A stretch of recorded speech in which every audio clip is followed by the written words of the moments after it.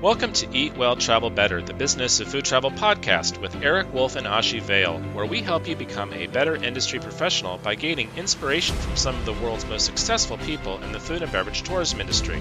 With each episode, we meet these leaders and examine their secrets of success. We reveal the obstacles and challenges they have faced, along with their solutions and triumphs, and give you ideas and inspirations for many of the same business issues that you may be facing as well. And now for today's episode.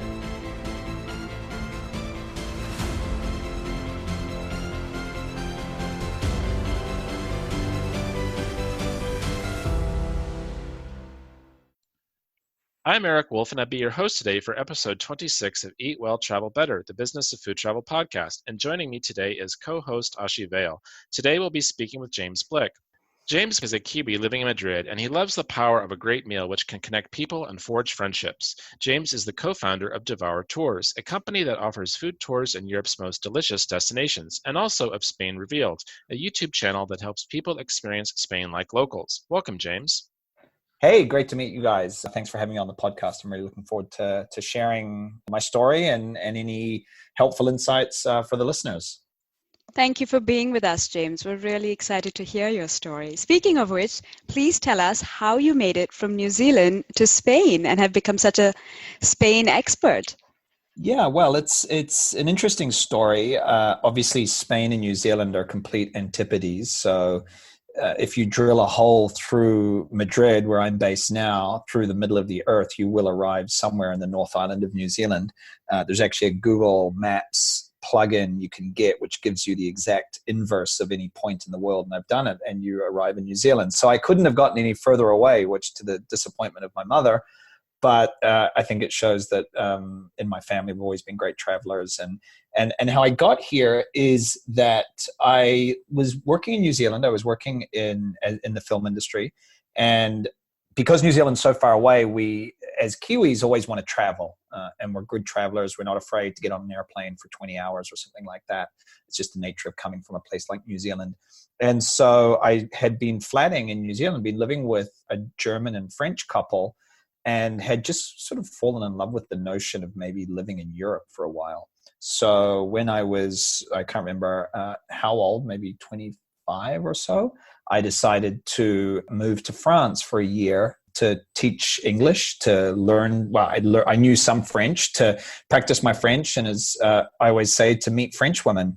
And I arrived in France, and within the first couple of months, I met a Spanish woman in Toulouse, where I was living, and kind of one thing led to another.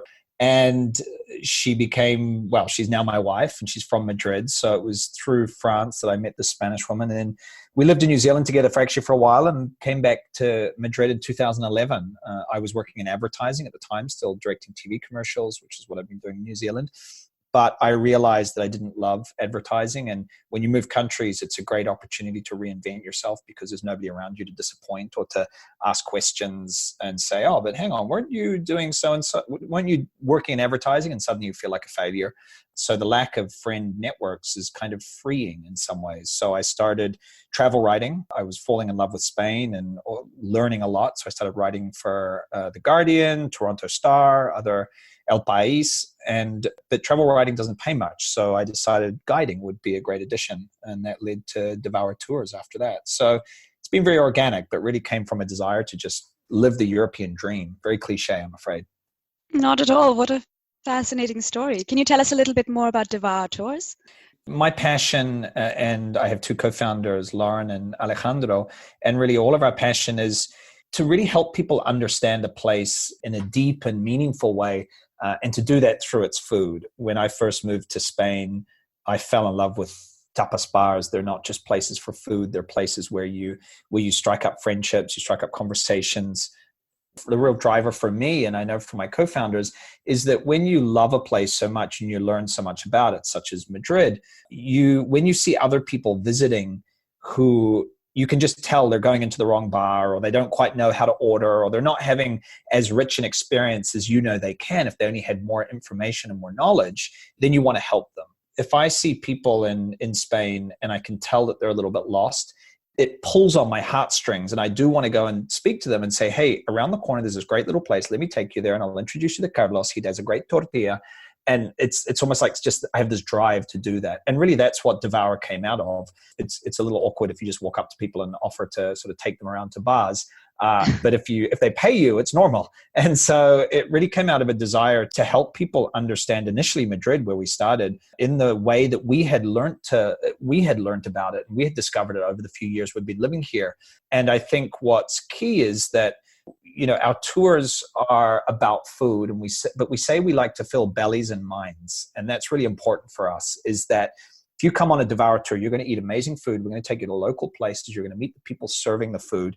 But we're also going to use food as a way to help connect you to the culture, the history, the story of the place. And as I say, we're going to fill your belly and we're going to fill your mind. And I think those two pieces is something that for us is just so critical and so important. I would hate to go to a place and not understand it. And such a fun way to understand it is through the food. And so that was really the driving force behind it, or the desire. I couldn't agree more, James. That truly is the power of travel, to be able to connect with the local culture and not only cherish the differences, but realize just how similar we all are, and just to see and learn through food is really wonderful. So Can you share with us a tip for how one might differentiate between an authentic tapas bar and something that perhaps you may not recommend? It's a funny question, because people often ask that, and it's easy to give the answer that if there's photos of food outside, then you shouldn't go in. What makes it a little more complex than that is that there are some great places that have photos of food outside. And the fact is, I'm thinking of one bar in particular, which is famous for its mushrooms, and they have these terrible photos of food outside because they're amazing at mushrooms, but they're not good at marketing. And so they don't realize that putting photos outside for the knowing tourist is actually a bad thing. And so if you were just to walk into a completely blind to figure out if a place was authentic, you just have to look and see if it looks like there's locals in there. But there's a distinction between authentic and good. Obviously, if you go to a destination, if I went to Peru, for example, I want to go to a place that's authentic and good. A place can be authentic and bad. Locals go there, but it just doesn't serve great food. Or they can serve great food and not be authentic. And so I think really to figure that out, I'm afraid I don't have any great tips, because when you land in a place, you're like a beta version of yourself. You just can't figure out. You have no kind of waypoints or markers to figure out what is authenticity and what tastes good when you put in your mouth. But what are good patatas bravas? What is a good tortilla? You don't have context. And so really, I think you can give a few tips, like, yes, if it's just obviously touristy, if it's all written in multiple languages, if there is a million photos, it could be a bad sign. If it's in the main Plaza Mayor in Madrid, it's probably not a great place to eat. But beyond that, you really have to take a food tour and have the experience of walking into a great place and finding out what it's like. James, I'd love to chat with you a little bit more about authenticity, because that's definitely a touch point that we talk a lot about, and it's of great interest to our listeners.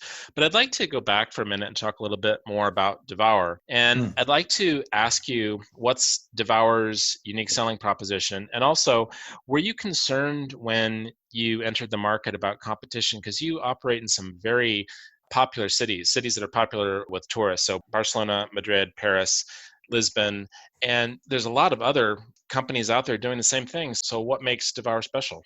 Yeah, it's a really good question. Just to answer the second part first, when we started in Madrid, there actually wasn't that many companies in Madrid doing it, doing what we do. There were some tapas tours. We started with an evening tour that also had a history component, which was very unique.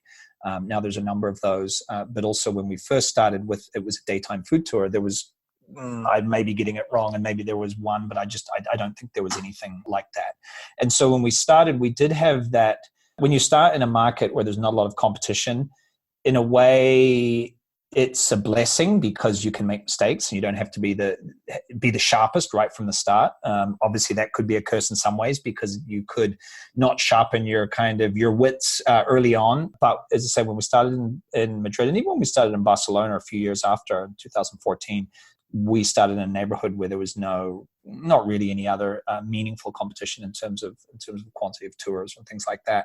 So we had a little easy in that sense. We were obviously looking overseas to what other nascent kind of tour companies were doing in different markets. And, when you're starting out, you really look and learn from what other people are doing. Then you find your own path. And I think that's to kind of segue back into the first part of your question. What for us has been is, when you do start, you have this initial instinct of why you want to do this. And you look at other players internationally and you're like, well, what are they doing? And you sort of start off copying some things and finding your own voice with other things. But it takes you a while to really figure out what is unique sometimes about what you do. And because you really have to learn about your unique selling proposition. And I think in the world of food tours, it's challenging because so many things that I could say right now, we go to local bars or we go to local restaurants and et cetera, is in the copy of sort of any food tour company nowadays. So I think when we think about what makes us really unique, there's two things that come to mind. And these are sometimes hard things to encapsulate in one log line on the front of a website. But for us, it's so critical, that idea of not shortchanging on the information. And so when we say we fill bellies and minds, I've been on other food tours where the food is great, but the depth isn't there in the information that I really want. Devourers, the name that we give to the people who love our tours, are people who have learned that and realized they will get the deep story, they will get the real story. There's an example here in Madrid where there's a million stories of how tapas, or in Spain, of how tapas began. And it's always a king in the 15th century invented tapas. Now, you can hear a million tours where they will tell that story, but it's like, I don't want to stop there because obviously that's not true. I want to know, why does tapas exist? What does it reflect about the local culture? And so we'll tell the king story because it's fun and it's interesting, but then we'll take it further and say, well, obviously, why is this here? And so I think that information element, that richness of information is really, really critical. Obviously, we don't work with chains. We work with local establishments. There are food tours that do work with chains and things like that. There are others who do stand on the principle of working with local businesses as well. And I think for us, what is so critical is that of the three co-founders, Lauren and myself, who run the day-to-day of the company, she's the CEO and I'm the COO, we both started as guides. And I think that's something quite unique compared to some other similar companies that are out there. And what it means is that as we grow, so many people, us included, but so many other people in the leadership positions in the company, whether it's operations people, product directors, began as guides, often as freelance guides. And that connection back to the importance of the guide. If somebody said to me, if I was to give a food tour class and I was to say, what is the most important thing on a food tour? I would understand that a lot of people on their first day would say, well, the food. But the answer is not the food, it's the guide. The guide is the person who makes or breaks the experience. And so our guide hiring protocols, the importance that we put on guiding and the team that we build is really such a unique thing that I think we really excel at. And it's something we've heard over and over again in feedback. We really work hard to work with the best people as guides. And having said that, as I say, it's hard to put that on your website, USP, we're the food tour with the best guides. But that's something that we strive to be because we realize the importance of that.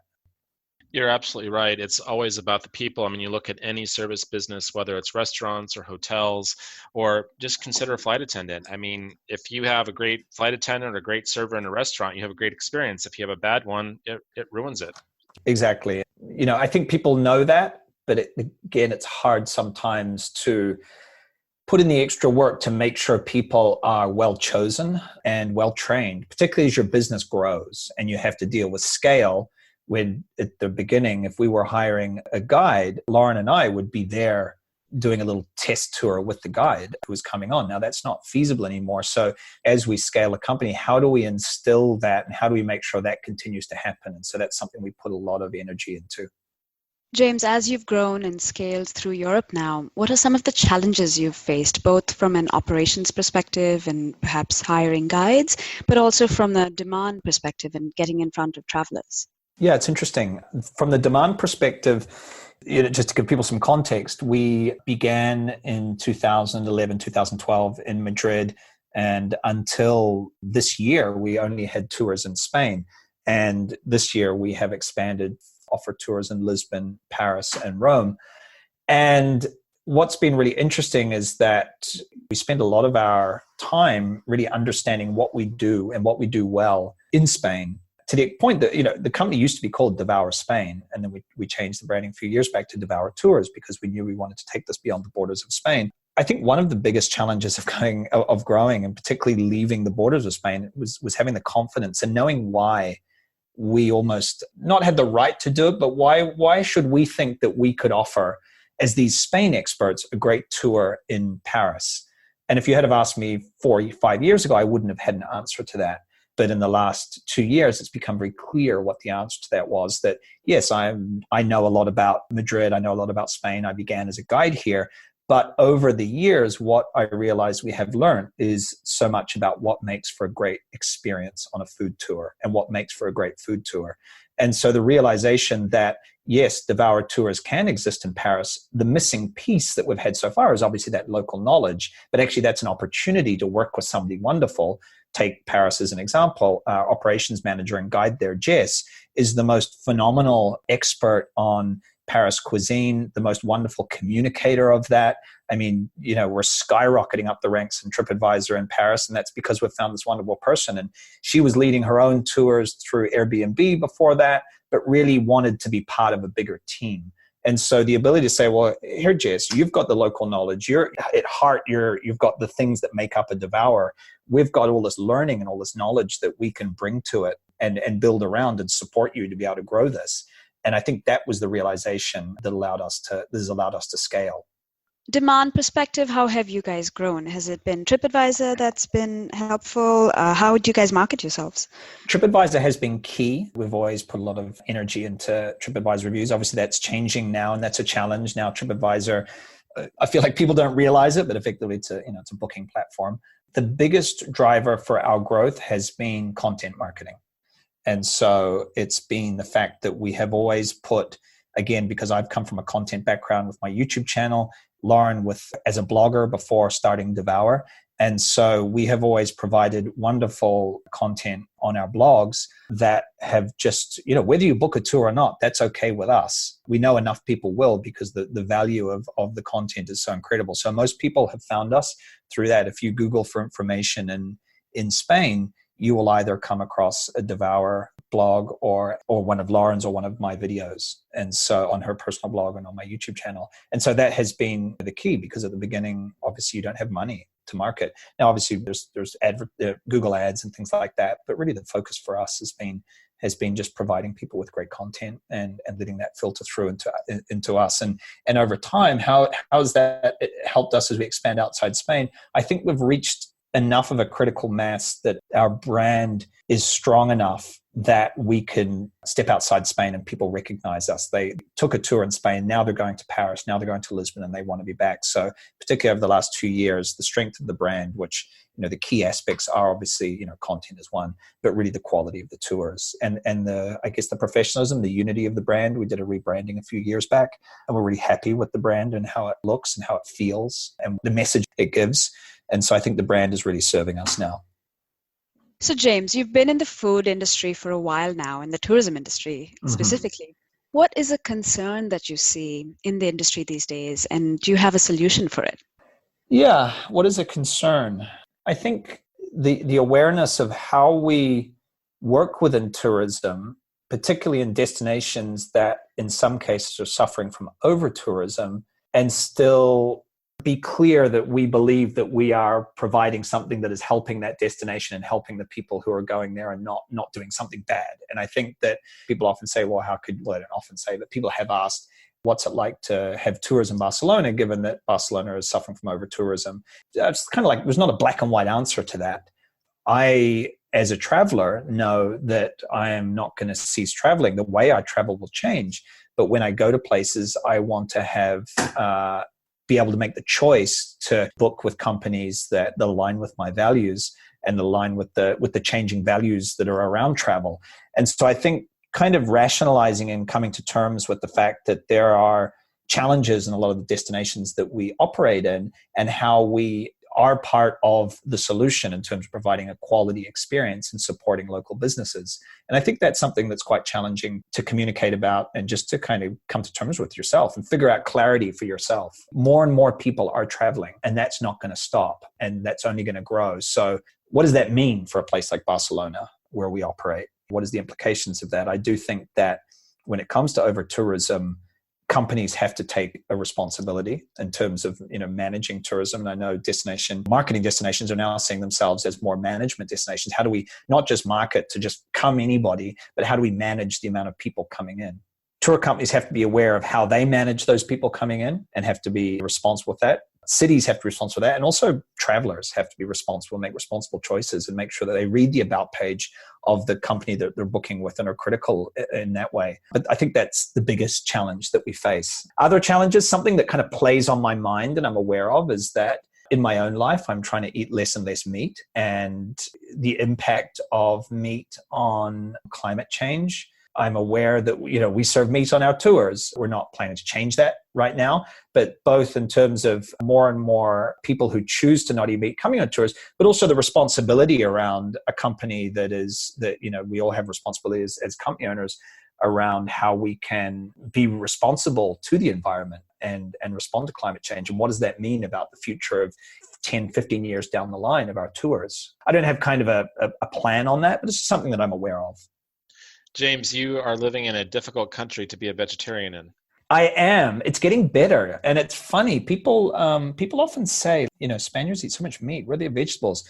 The thing is, we eat a lot of fruit and vegetables. We just don't eat them when we're out. We eat them at home. So people, if you're visiting here, you never see it. But it is getting easier. So, ironically, at home, there's a lot of great vegetables eaten. But when people go to tapas bars, they don't want to eat vegetables so much. There are a lot of vegetables, but there's, particularly in Madrid, some good meat on the grill. It's very typical. But Spain is getting better in that respect. But like a lot of European countries, it's still a big part of the culture, Sure. Particularly pork in this country. Coming up on the first Sunday of November this year and every year is Foodtrex London, our association's flagship international conference and networking event. Foodtrex London connects destinations, entrepreneurs, and key stakeholders from around the world to focus on the business of culinary tourism development and promotion. If you're serious about food tourism and want to take your business or destination to the next level, there's no better place to do so than Foodtrex London. You can get to the event page from the homepage of our website at worldfoodtravel.org. Okay, I wanted to go back a second and talk a little bit more about the over-tourism thing, because let's put yourself in the shoes of a traveler and you get off the cruise ship in Barcelona and you booked a food tour and you want to go to La Boqueria. You've heard about it, you know it's famous, you want to go, and you're walking in Las Ramblas and it's just teeming with people, so many people, and you're not really sure where you should be going, and then you're supposed to meet your guide over here. And I don't know, from the perspective of a food tour operator, do you take people there? Do you try to take them into maybe neighborhood markets instead? What are you doing to manage visitor expectations and prevent over food tourism? Yeah, it's a good question. And particularly in Barcelona, out of all the cities we operate, it's the most challenging. It's the most challenging city. So we did have a tour for a while that visited the Boqueria, and we had this conversation before we launched it, and we decided, again, it comes back to this balance issue that people want to visit it. So you could walk in not knowing, you've just gotten off your cruise ship or you've just landed, and you walk in and you think the Boqueria is juice cups, and you approach it without being able to really understand it. And that's a shame. You're going to go anyway, potentially. So how can we help you go in a more sustainable way? So when we did run that tour, and we don't run it anymore, it was very small groups. I think it was 6 people maximum. And we would go just at opening time before a lot of people started to arrive. And we would go at a time that wasn't the focus time for other tourists. And for a variety of reasons, we stopped offering that tour. But it wasn't because of the over-tourism issue. That wasn't the reason we stopped. And I think that tour did justice to that market. I guess you could say that, given that we don't offer it anymore, do I grieve the fact that we don't go to the Boqueria anymore? Not really. I would hope that people can find information on our website that helps them understand how to visit it on their own in a meaningful way, or in a sustainable way, I should say. On our tours that do go to markets, yes, we do go to markets that are a little bit more less touristed. But one of the challenges for a food tour operator is that we could offer a tour, an hour's train ride out of the center, that was going to a market where, you will not see another tourist, but not many people are going to book that tour, which makes it very challenging to operate. So you're trying to find a balance where you can actually provide people with what they're looking for and what is accessible for them. But then once you're on the tour, you can really show them a place that, while it's not an hour away, is a place that they wouldn't have discovered on their own. And then once you have them on the tour, you're kind of giving them what they want, but you're also going to give them what maybe you think they need a little bit. people book potentially because of the promise of great food. But then as an operator, whether it's a cooking class or whether it's a food tour, the opportunity to educate people, and not in a condescending way, but to really help them make better choices when they're traveling in that destination after the tour, but also in other destinations. If you, on your tour, talk about the kind of places that we visit, and they visit, say, a great coffee shop that's run by this married couple and have a wonderful experience, then maybe when they're traveling somewhere else, maybe they won't go to Starbucks because they've realized how the value of those more local places. So I think you can have a real strong impact, not just on the tour itself, but on people's travel habits and in the future beyond that. Since we're on the subject of Barcelona, it's kind of well known among destination marketers that the people get off the cruise ship and they go and look for the paella restaurants, which is not even native to Barcelona. It's native to Valencia, which is 3 hours south. So when you do your tours, do you help manage people's expectations? And if they say, well, why aren't we having paella? Do you explain to them why? Or do you give them paella? What do you do to educate those travelers? Yeah, and it's kind of a similar thing. It is, paella is originally from Valencia, and if you ask any Valencian if you should eat paella outside Valencia, they will tell you no, and they will be very strong about it. I think they can get too strong. My mother-in-law in Madrid makes paella. I mean, effectively, it's become a national dish, and you can get great paellas all over the country. So to take that specific example, in Madrid, in Seville, and San Sebastian, we don't offer paella. In Barcelona, one of our tours does have it. It has a Barcelona version of it, which has more seafood, which is something that the locals eat. And so on the one hand, people are going to Spain, and you want to be careful not to become too militant. Like, no, I'm not going to give you this at all because it's not from this village, or it's not from this part of town, or it's not from this city. You have to there's a little bit of gray area on either side that you have to embrace, because I think then when you do give them that paella, that's your opportunity to help them understand this dish, that if you didn't serve it, you wouldn't give them that opportunity. They wouldn't have that opportunity, and really say, well, when we serve paella in Barcelona, we tell people where it's from and that it's not from Barcelona, but the people eat it there and that this is the way they eat it. It's just not Madrid. We don't serve it because it's just simply not that big a deal in Madrid compared to Barcelona or in Seville at all. And so those two cities are kind of beyond the pale a little bit. They're beyond the line, whereas in a place like Barcelona, it's not. And so there's an opportunity to really kind of help people understand it. We see flamenco in Madrid and Seville, but not in San Sebastian or Barcelona. Again, because those flamenco doesn't speak as strongly to the story of those places as it does in Madrid and Seville. In the end, our job is to give people a sense of place and to tell them the story of the destination. And if you're just pulling in cultural things from all over the place without limits, then you're actually not telling the story of the place. James, you had shared with us earlier about a eureka moment for you when you realized the value of absolute honesty. How did that change who you are and how you communicate? And can you share a story for how that has helped you? Yeah, I've realized that, take me 10 years ago, there's certain situations where you would have had to say something to someone, maybe in a leadership position, or maybe even to a potential customer. And you would have tried to kind of hedge it a little bit and not be completely honest. And I think what I've learned over time is that if you are honest about why you're doing something or what your needs are, as long as you're a good person, then that need or that why is coming from a good place. And so you shouldn't have any fear of sharing that.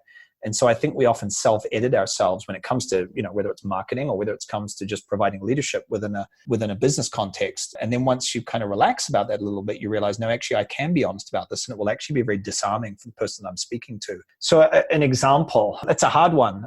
As the team has grown around us in Devour, and we have 20 odd employees now, team members, and about 50 odd freelance guides. As the team has grown, I've realized that particularly in situations of leadership, or if there's conflict within the team, if someone's having a challenge speaking to someone else, if you try and kind of hedge around that, you just get tied up in knots. I remember speaking to someone and I was saying, it wasn't actually a Devour thing, it was something else. And I was like, I'm trying to talk to this person, I'm having trouble, blah, blah, blah. And they said to me, but have you said that to them? Have you said to them what you just said to me? It was almost like a eureka moment that you could say that to that person. And I was like, but do you think I can say it? It's like, of course you can say that because it's coming from a good place. And so I'm kind of not giving you a concrete example because I can't think of one right now, because I think it's within the leadership situation within the company that probably there are the most powerful examples. But there's just, there's a number of examples where you're having a meeting with someone. You realize in the past you would have self-edited what you were going to say about what you're feeling because you thought it might come across as too direct or too whatever it might be. But it's like, no, if you say it with tact, and you explain why you're feeling that, and if you're a good person, it's coming from a good place and good intention, then that is actually the most powerful thing to say. Hey, you could, even to say, I feel a little bit uncomfortable saying this. I feel a bit nervous, but can I just tell you exactly how I'm feeling right now? And I think the ability to kind of have the courage to do that is pretty powerful. And it took me a while to learn that. James, you're absolutely right. Or many times in my life, I've tried to be subtle and infer things to people so as not to offend and to be polite and diplomatic and so on. And more often than not, it just doesn't work. They don't get the full message or they misunderstand what I'm saying. And so I've kind of come full circle myself, and I agree. You just have to be direct. And then sometimes it runs the other way where people think, well, you're being too, you're being obnoxious, you're being too forthright. But at the end of the day, you got to communicate. And if you've got to tell it like it is, you have to tell it like it is. And obviously, there's diplomatic ways of being direct, but being subtle doesn't really work.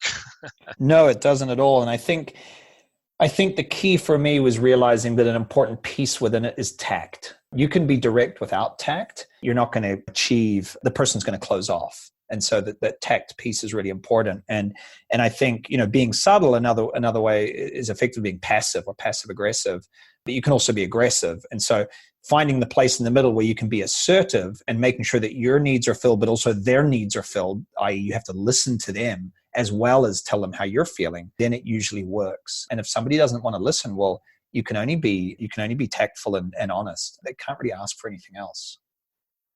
James, while we're on the introspective portion of our podcast, can you tell us, if you had to give yourself a single piece of advice to a younger version of you, what would it have been?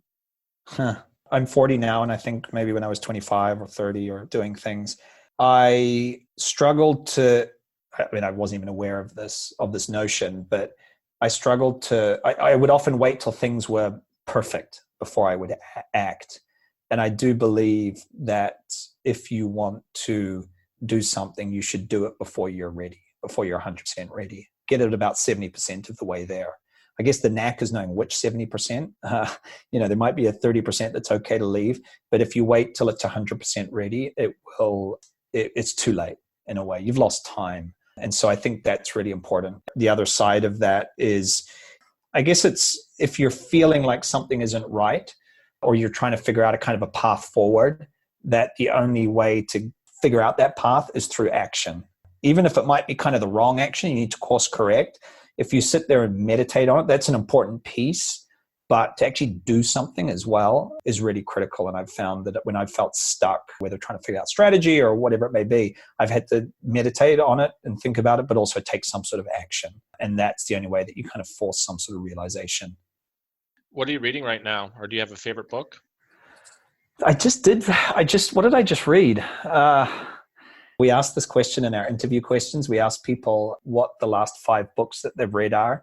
And I always empathize with them because I think, man, it's one of those questions that when somebody asks you, you're not going to, you just go completely blank.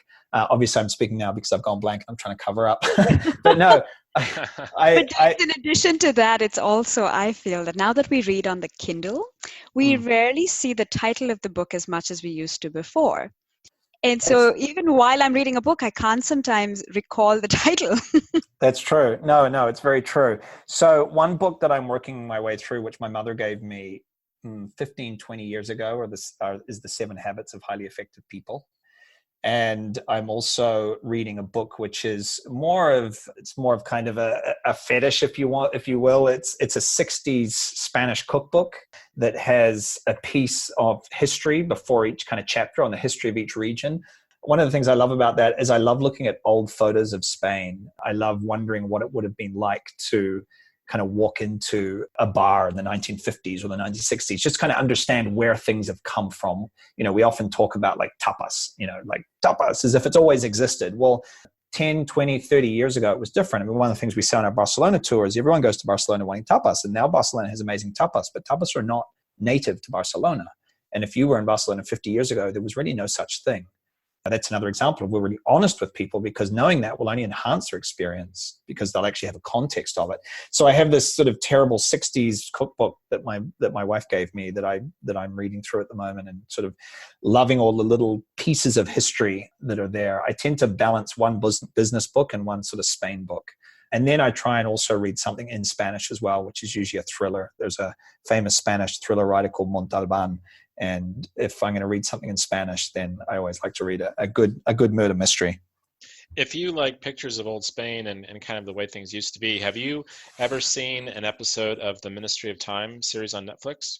I that name rings a bell, but I might be thinking of the Ministry of Sound, so I don't think I have. Are you a raver at heart, James? No, I'm not. I know that because I always felt not cool enough to ever go to one of those things. So it's a cool series, El Ministerio del Tiempo, and okay. A lot of the episodes take place in the past, 1500s, 1600s, 1100s, and a lot of things are done in period costume and period culture. It's very interesting. I think you might enjoy it. Now that you say it in Spanish, I have heard of that. There's a bar I go to in La Latina here in Madrid sometimes, and one of the waiters has appeared on it several times, and often people comment on that. I've never seen the show, so I never kind of get the reference. But okay, I thank you for backing that up. Now I need to go and check it out. But yeah, I'm fascinated with the history, because I think we always assume that things are how they've always been. They were very different a lot more recently than you think. Often, you go into an old Spanish bar and people think that an old Spanish bar, if it's 100 years old, was kind of serving up beer and tapas 100 years ago, and it was probably just a shop back then where people went and filled up their wine or something like that. And obviously it's changed over the time, and I always find that really helpful. And I think on the tour, you don't want to bamboozle people and kind of give them too much, but you want them to give them a sense of where things have come from. James, speaking of going back in time, tell us about the trip you took to the village outside of Istanbul, and why it's your favorite food travel memory. Oh yeah, it was when I was kind of preparing for this and you asked about different memories, it was great to think about that. And I think the question was, remember your favorite travel or food memory. And I was sort of stumped for a moment, but then I thought about that trip where my wife and I, about 7 or 8 years ago now, were staying with a friend who was living in Istanbul. And I had a book called Strolling Through Istanbul, I think it's called. I've got it here somewhere. And it's this sort of literary / travel guide to Istanbul, which are kind of the balance I always love if I can find a book like that. And one of the things that he did is he talked about the old historic city walls of Istanbul. And I spent 2 days hiking along the city walls and fell in love with this book. And I was this very freaky person kind of scaling these walls, literally 2 days because they're so long. And another little kind of piece, a little paragraph was mentioning this town it was a bus ride about an hour out of Istanbul. It just sounded kind of magical and sort of strange. And I said to my wife, let's go and let's do this sort of day trip. And we agreed. The story of this little village by the sea is that in mythology, it had been where Jason had stopped with Jason and the Argonauts when they were searching or returning. I don't even know the exact story for the Golden Fleece. They supposedly pulled in at this place, which is at the entrance to the Black Sea on the Bosphorus. And so I thought, well, let's go and visit. It's called Rumeli Feneri, this place. And so decided to visit, kind of anticipating visiting this kind of quaint old town, this old village that would be very magical and connected with history. And apparently there's this altar there that you can see right at the entry point to the Black Sea that was used by priests 2,000 years ago to pray at this very magical spot. So I went with all this kind of magic in my head. And then when we got there, our initial first hour was, kind of half an hour was really disappointing because it sort of was kind of a banal little kind of modernized village that didn't seem to have this, didn't sort of fulfill this kind of sense of mystery and magic and quaintness that we were expecting. If you often go to places like Carcassonne or you go to Toledo, they really fulfill that image that you have in your mind. And this place didn't. And then as we started to spend more time there and we ate at a restaurant, we were the only ones there, and explored more, we got past that initial disappointment and kind of the initial letting down that our kind of dream had been shattered of what this place might be like. And the actual reality was much more rewarding because we were somewhere that nobody was visiting, no tourists were going to. We're having this wonderful meal in this local little restaurant. And it was just this place that had so much history, and we had it to ourselves. And there was this rocky outcropping where it was literally at the entry point to the Black Sea, which I was climbing up, and my wife was freaking out from below. I mean, it was pretty dangerous what I was climbing up, and I got to the top, and there was this kind of piece of marble, which was the remains of this Roman altar. And I was like, wow, it felt like an adventure. It felt like it was something that was hard to do. There wasn't handrails getting up there and a million steps that had been built. And so there was this whole sense of adventure. And I think what was really interesting for me to learn was that when you go to Europe or you go somewhere old, particularly if you're from New Zealand, you have the image of this place and you want it to fulfill your fairy tale image. But sometimes when it doesn't, it's actually more rewarding. Sometimes when it's hard or it's a little bit challenging, both to what you expect or to what the experience is, what remains with you is actually much more magical in the end. And I think that's a little kind of interesting way to think about travel. Like, how can we go and make sure we can almost create some friction within travel? Travel is becoming increasingly frictionless. You go in your Airbnb and it looks like IKEA and everything's the same. And I wonder what we miss out in those kind of experiences. So I guess I loved the friction because there was a lot of it on that trip. Just to kind of wrap things up here, do you have a favorite dish or meal that you like? When I used to work in film, people used to say, what's your favorite movie? And it's a hard one because it really does depend on your mood or the moment. One of the things that I think I love the most here in Spain are the vinegar marinated anchovies, the boquerones in vinagre. It's one of those things that I would be sad if it disappeared from my life. But really, whether I feel like those when I walk out the door, it does really depend. And one thing in New Zealand is we don't eat so much seasonally because the temperatures are more similar throughout the whole year. Winter's not as intense and summer's not as intense. But one of the things I've loved about living in Europe is that in the middle of winter, you feel like a cocido madrileño, which is the local stew, or you feel like callos, the tripe stew. And when it's summer, you feel like gazpacho and things like that. So boquerones in vinagre is one of my favorites. They can be so disappointing when they're good, they're great, but also just the joy of kind of eating to the season and huge, big meals with friends is one of the most wonderful things about living in Spain. Yeah, you were saying a good meal, good wine, and most importantly, great company. Yeah, it's interesting. Often people say to me, they'll send me an Instagram message and they'll say, oh, best paella in Madrid. And it comes back to that thing. They're in Spain and they want to eat paella. And there are good paellas in Madrid. And I'm not going to reply and say, no, you must not eat paella in Madrid. I will say, hey, it's challenging because it's a dish from Valencia. It's a regional dish. But there are Valencian restaurants in Madrid.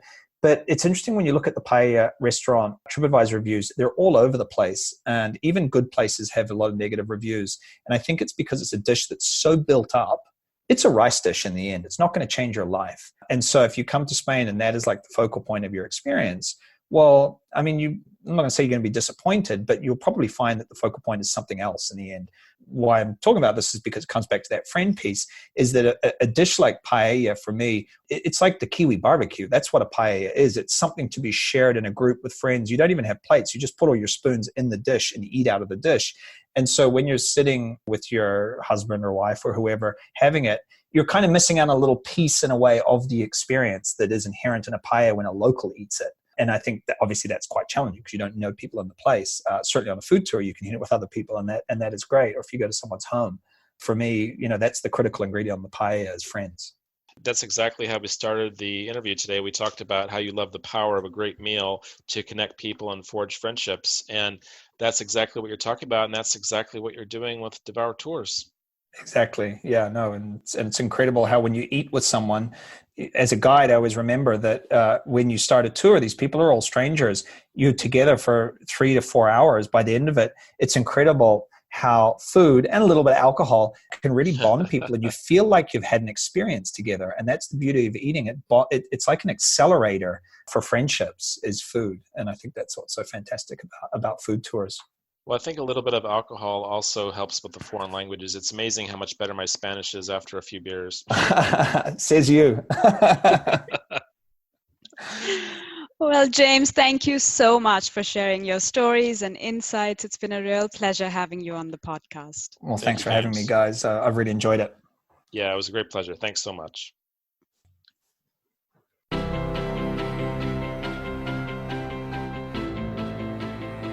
Thanks for listening today. The Eat Well, Travel Better podcast is brought to you by the World Food Travel Association, the world's leading authority on food and beverage tourism.